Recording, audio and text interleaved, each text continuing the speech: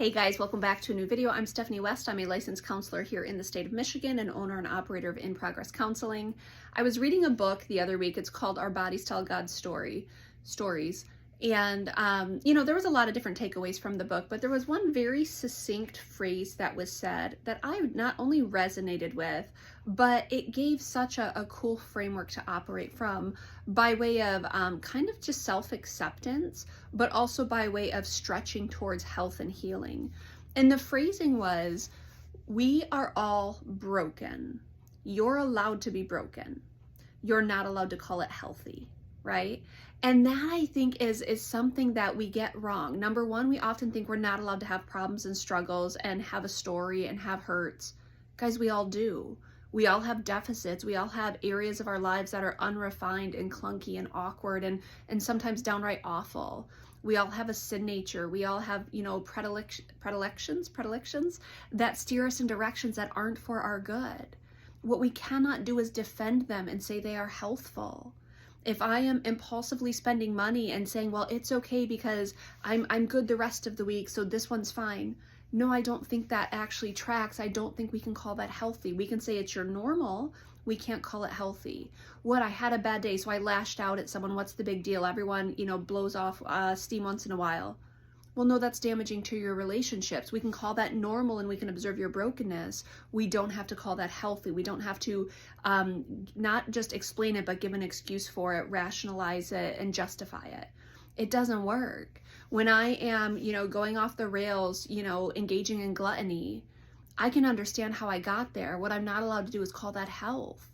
And I think that's the distinction where we have so many people trying to deny that they have brokenness. And it's like, hey, let's all show our cards. We've all got it. We've all got issues. We've all got areas that are just not great.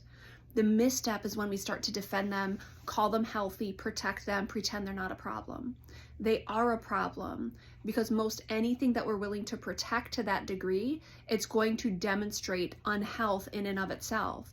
So if there is a vice that you are protecting, cell phone use, alcohol use, gluttony, pornography, marijuana, whatever it is, when we cling to it so fiercely and we pretend it's not a problem, that in and of its very nature often indicates we have to realign our understanding of what is healthy.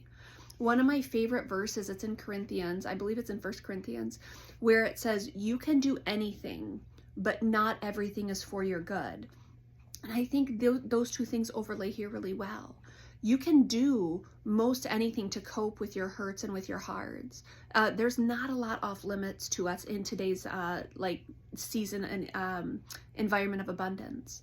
But not everything is for our good. We can't actually call it healthy, healthful, and good.